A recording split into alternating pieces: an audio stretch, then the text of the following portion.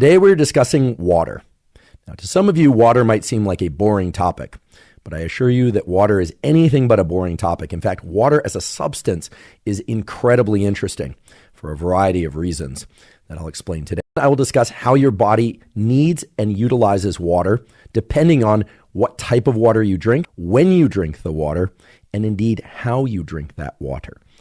Now, there are generally two camps of people out there in terms of how they think about water and the consumption of water. One camp, generally speaking, is of the mind that tap water is completely safe. Perhaps it needs a little bit of filtering, but that in most areas of the world, if it runs out of the tap, and unless there's a warning sign directly above the faucet, that you can drink the tap water. The other camp seems to be the camp that does not trust anything that comes out of the tap and is excited by, and in fact relies on, things like reverse osmosis, deuterium depleted time from when you wake up until about 10 hours later, as compared to the later evening and nighttime. And here I'm referring to people that are not doing night shifts. But if you are requesting a number of how much fluid to drink, independent of our needs for fluid for exercise, that's going to be 8 ounces of fluid or 240 milliliters of fluid on average for every hour from the time when we wake up until 10 hours later.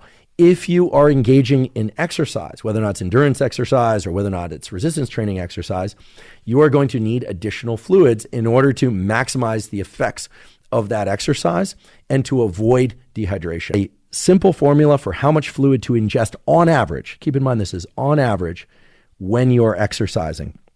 And I refer to this as the so-called Galpin equation.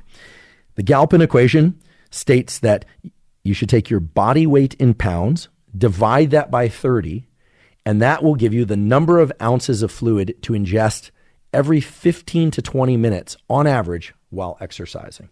Common question is if you are exercising in a heated environment, indoor or outdoor, or you are somebody who tends to sweat a lot. And by the way, we can all get better at sweating by sweating more. Sweat is an adaptation. So if you sit in the sauna more, you're going to get better at sweating. If you exercise more, especially if you wear more layers or if you do it in hotter temperatures or more humid temperatures, you're going to get better at sweating over time. And again, too many variables, but I would double your fluid intake for that hot environment exercise or for that hot environment sauna sit.